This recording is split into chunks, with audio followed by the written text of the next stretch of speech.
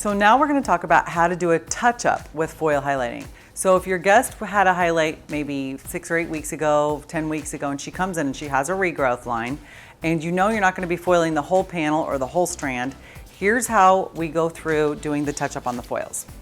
So a lot of times I'll start in the front where the hair is a little bit more fragile, and I'll start with a lower volume developer and use, for example, Flash Lift in 20. And as I go through the touch-up, about halfway through, I'll remix with Flash Lift in 30.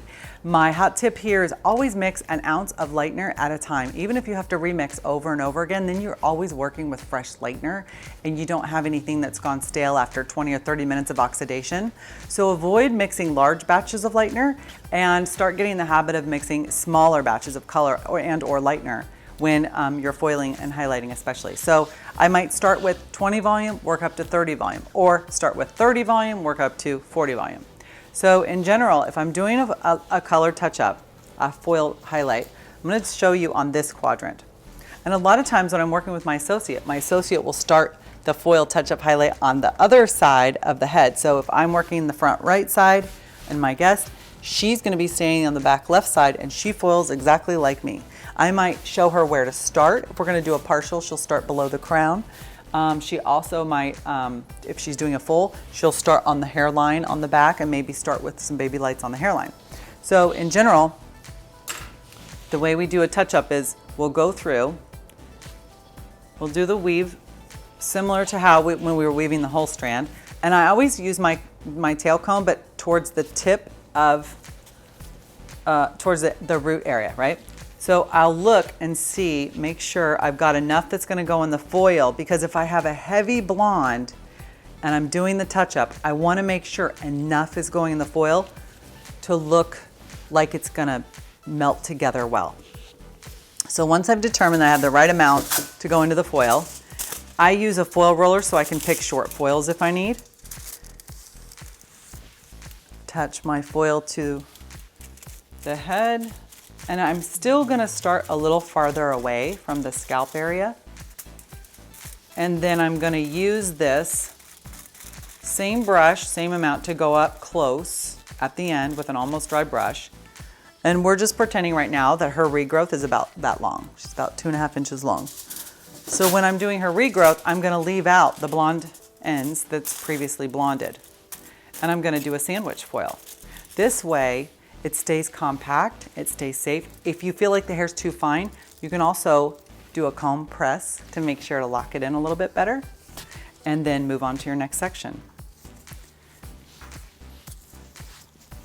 When you go through and weave this, make sure that your ends are combed out nicely before you start so that you don't have a lot of snags in the hair when you go through doing your foil retouch.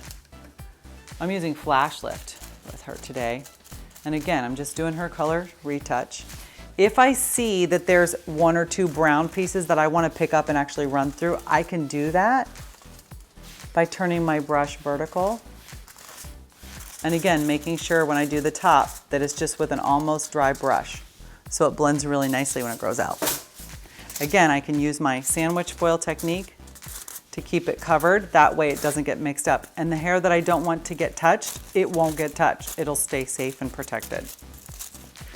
The other thing that's really good for this technique too is if you're doing a color retouch for a foil, and let's say you have 2 different shades of color you want to use. For example, maybe she likes a shadow root. So we may use 8N or 8T on zone 1, right?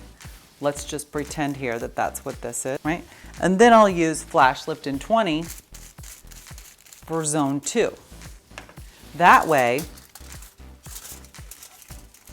you can almost create like the beginning of a shadow root when you're foiling, because when you do the sandwich technique, you won't mix up the 2 different formulas because again, they're both protected. I can also take the ends of the tail, push that foil back up, make sure it's nice and tight, it's not gonna slip, and lock it in.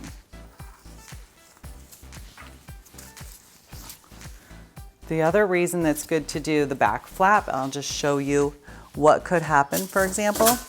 So let's say you have your your flap on the back. You put it in to the hair and you go to swipe down and do your color touch up, right? Or your highlight touch up. And let's say your hand slips a little bit. So if your hand slips a little bit and you've got your top on there, you can always reach underneath and push that flap up a little higher so that you can protect the root from getting any bleed marks.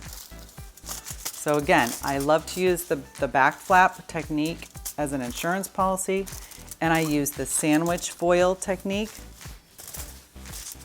to do my touch-ups because it really helps with keeping the hair isolated from having any lightener touching it where I don't want it to be.